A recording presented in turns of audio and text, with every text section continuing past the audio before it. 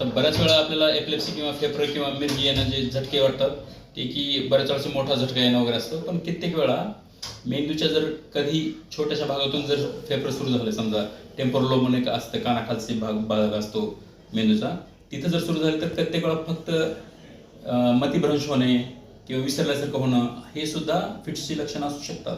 कित्येक वेळा मुलं असं एकटक पाहणे, ते पण ॲब्सन्स सीजर्स म्हणतात त्याला, लहान मुलामध्ये शाळेत लक्षणं देणे, हे पण फिट्सची लक्षणं असू शकतात आणि ती सहजरित्या ट्रीट करता येऊ शकतात.